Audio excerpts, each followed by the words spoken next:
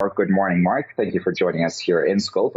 What do you make of these numbers that the FBI has released?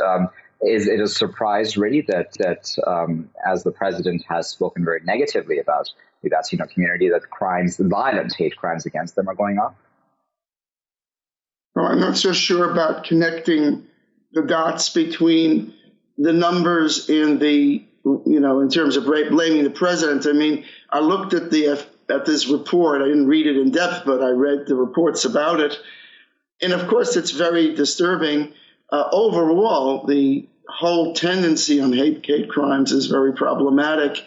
And the rise of the white nationalists in the United States and a whole range of communities that are facing hate crimes, anti-Semitism, Muslims, LGBTQ, Hispanics, all these things are highlighted in the report. But to connect it up to Trump is, I think, problematic. Not saying that, what Trump says about immigration is always appropriate, but to connect it, I think, is problematic. Yes, there is a rise in white nationalism in this country, but it's based upon a very wide array of causes. And, to be very candid, social media, the ability of these groups to project themselves on social media, to get publicity for their activities is very, very important. And this society in the United States is in a very fraught situation. We're very polarized here. So this is kind of an offshoot of that. So kind of blaming people for things, it's a bad tendency. But blaming the president, I'm not quite ready to do it. Okay, but I mean, if I may push points, if you allow me, Mark, because if we look at what the president has said about Latino community or just Mexicans in the past, rapists, etc., as you well know those statements, and then when it comes to this whole issue of the border wall as well, and again the way that argument has been framed, if he is not then directly to blame for this, has he not then allowed for the room to have such views then espoused? Right. I'm skeptical about that connection.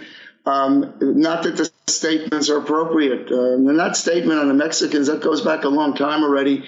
So to connect up that statement with a rise in hate crimes in 2018 is tenuous. I'm not a statistician. I think that in the United States, Latins, Hispanics are a rising population in terms of influence and participation politically. So I see on that one side.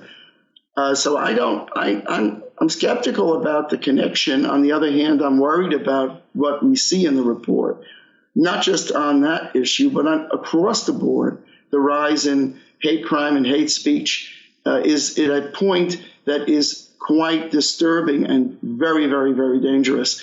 So, to focus on this is fine. You're not going to be able to change Trump. And as long as Trump is Trump, he's going to make statements. He's going to talk about the border wall.